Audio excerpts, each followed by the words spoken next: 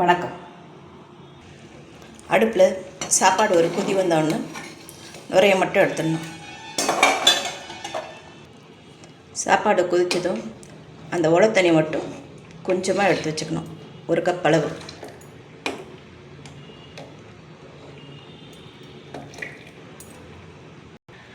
நமக்கு தேவையான அளவு புளி வாஷ் பண்ணி எடுத்து அதில் இந்த சாப்பாடு கொதிக்க வச்ச தண்ணியை விட்டு ஒரு 5 நிமிஷம் ஊற வைக்கணும். புளியை கரைச்சி வடிகட்டி எடுத்துக்கலாம். 2 கப் தண்ணியில் புளியை திக்காக கரைச்சி வச்சுருக்கேன். ஸ்லைஸ் பண்ண ஒரு வெங்காயம், 2 தக்காளி, 3 பூண்டு, கொஞ்சமாக கருவேப்பிலை, கொஞ்சமாக கொத்தமல்லி. செக்கு கடலெண்ணெய் 5 ஸ்பூன் எடுத்துருக்கேன்.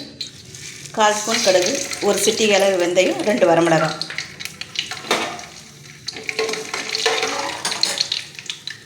கடுகு பொரிஞ்சதும் ஸ்லைஸ் பண்ண வெங்காயம்,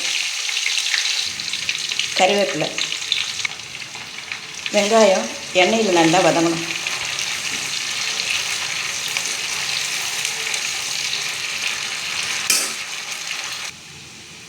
வெங்காயம் வதங்கினதும் பூண்டு,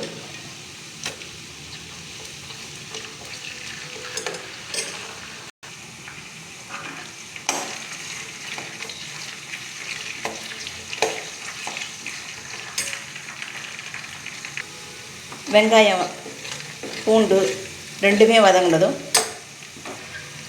தக்காளி,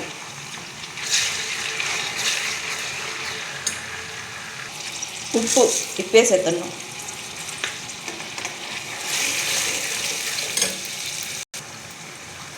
மஞ்சள் பொடி,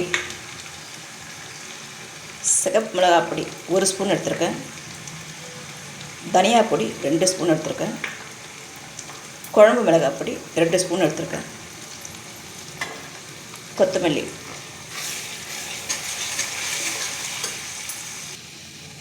மசாலா வதங்கினதும் புளி கரைசல் சேர்த்ததும் பச்சை வாசம் போக கொதிக்க விட்டு சுருண்டு வரணும்.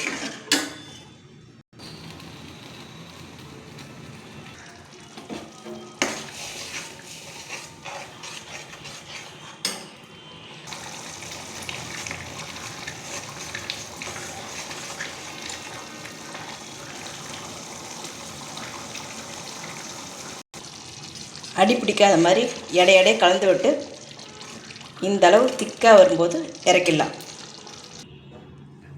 பூண்டு குழம்பு சூடான வெள்ளை சாதத்தோடு சாப்பிட்லாம். இட்லி தோசையோடு சாப்பிட்லாம். இதை 10 பேர் சாப்பிட்ற அளவு வச்சுருக்கேன். 2 நாள் வரைக்கும் கெடாமல் யூஸ் பண்ணலாம். மறுநாள் யூஸ் பண்ணும்போது லைட்டாக சூட் பண்ணிவிட்டு யூஸ் பண்ணலாம். பூண்டு குழம்பு.